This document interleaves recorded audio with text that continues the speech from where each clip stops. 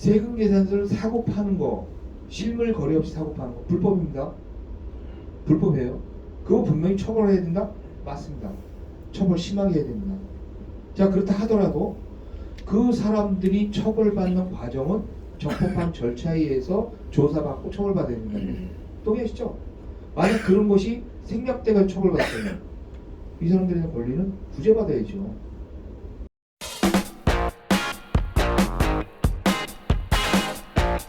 제가 이제 두 번째로 이제 말씀드릴 게 뭐냐면 세금 계산서에 대해서 한번 말씀드릴게요. 세금 계산서. 저는 분명히 말씀드리지만 불법 조장하는 사람 아닙니다. 저는 불법 조장하는 사람. 세금은 무조건 내야 돼요. 세금은 내는 게 맞고, 그런데 세금을 만약 못 낼 만한 그런 형편이 만약 있다고 한다면 그런 것도 뭐 어필해야 되고, 그 다음에 세금을 부과하는 그런 과정이 잘못됐다면 얼마든지 뭐 얘기해야 되겠죠. 자, 두 번째 얘기로 이제 세금에서 간단하게 말씀드린 건데, 제가 요즘 이제 이쪽 분야를 좀 이제 연구를 좀 하고 좀 검토를 하고 있는데, 이 부분도 굉장히 웃겨요. 무슨 얘기냐면, 자, 우리가 사업하다 보면 경비는 항상 보죠. 경비. 그럼 제일 좋은 경비를 처리하는 게 뭐냐? 생긴 사다 갖다 집어넣는 게 제일 좋죠. 네? 안 걸리면 제일 좋아요. 안 걸리면. 근데 문제 뭐냐? 꼭 걸려요. 꼭 걸려. 그럼 걸리면 어떻게 했냐? 자, 우리 조사는요. 세무조사는 일반 세무조사가 있고 법칙 세무조사가 있어요. 일반 세무조사는 말 그대로 일반적인 세무조사, 법칙 세무조사는 두 가지로 나눠집니다. 하나는 실질범이라 그래가지고 계획적으로 세금을 포탈한 경우도 있죠.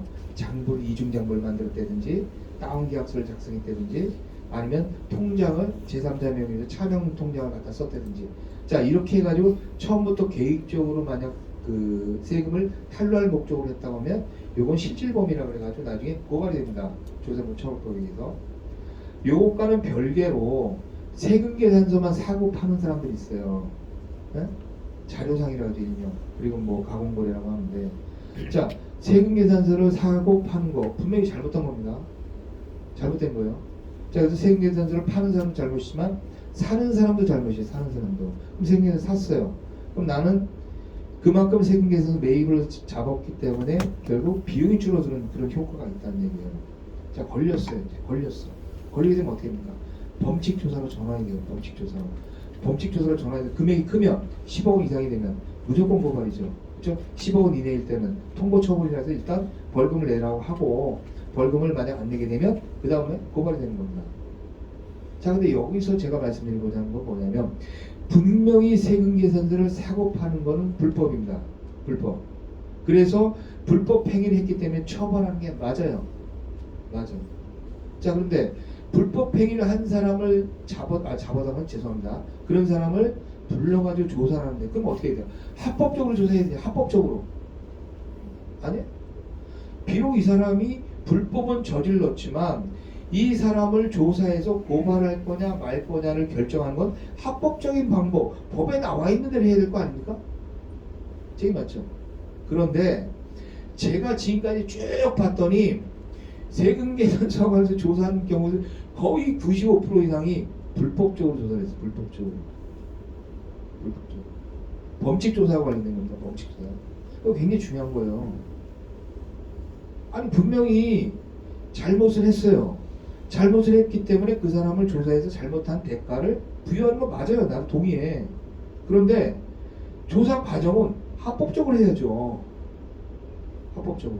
그런데 합법적으로 하지 않는 경우들이 너무 많더라. 이거 너무 많더라. 그래서 왜 이게 세무 공무원이 소위 엘리트라는 조사과 직원들이 왜 이렇게 할까 생각을 해보니까, 첫째는 뭐냐, 갑 중에 갑, 슈퍼갑이니까 내가 이렇게 해도 뭐 이 사람들이 뭘 알겠어? 내가 이렇게 한다고 뭐 알아? 이런 생각이 있고, 두 번째, 설마 이거 가지고서 누가 항의하겠어? 그냥 끝나겠지? 세 번째, 아유, 쟤네가 알아서 다 했으니까 우리 세무사한테 물어보니까 우리 세무사는 뭐 그렇게 하는 게 맞대. 그렇게 해서 그냥 흐지부지 하는 거예요. 어떤 분 얘기 들어보면, 이거 자료 사긴 샀는데 우리가 위장하고 가공하고 얘기했대. 가공은 전체 자체 거래 없이 그 매입자를 사는 경우를 가공이라고 하고, 실제로 거래했는데 거기서 조금 더 샀어. 그럼 뭐 위장이라는 말로 표현합니다. 자, 이분은 뭐냐? 나는 실제로 거래를 했어요. 거래를 했는데 여기서 20% 30% 좀 더 산 거야. 그걸 전체를 가공을 하면 너무하지 않냐? 해서 아무튼 뭐 조사받고 가서 이제 벌금도 내고 막 그랬어요. 그래서 이분 하던 사업체 다 문 닫고 정말 힘들어 죽겠다고 얘기를 하시더라고. 그래서 그분 내용을 쭉 봤어. 봤더니 조사 절차가 잘못된 거예요. 조사 절차가 잘못된. 그럼 이분은 벌써 조사받은 지가 6년이 됐는데 이분 피해 누가 보상해 줄 거야 이거?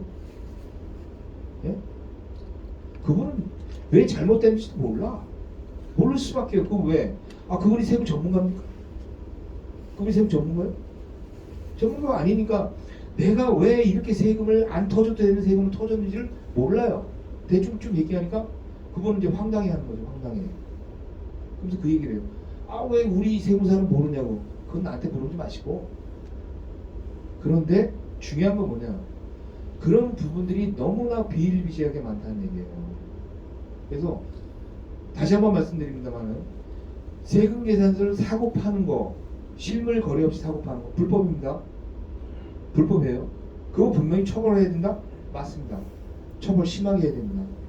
자, 그렇다 하더라도 그 사람들이 처벌받는 과정은 적법한 절차에 의해서 조사받고 처벌받아야 된다는 거예요. 동의하시죠? 만약 그런 것이 생략돼가 처벌받았다면 이 사람들의 권리는 구제받아야죠. 저는 그렇게 생각합니다. 여러분들 혹시 이 중에서 뭐 세금 계산서 내가 샀어. 뭐 저한테 뭐 얘기 안 하셔도 되니까 샀어. 샀는데 만약에 그런 경우가 있다면 여러분들 권리는 구제받을 수가 있어요.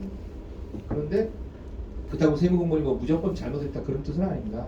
그런 뜻은 아니고 간혹가다 그런 경우들이 많이 나오더라 이거죠. 그래서 그런 경우도 잘 찾아보면 자기 권리를 구제받을 수 있다.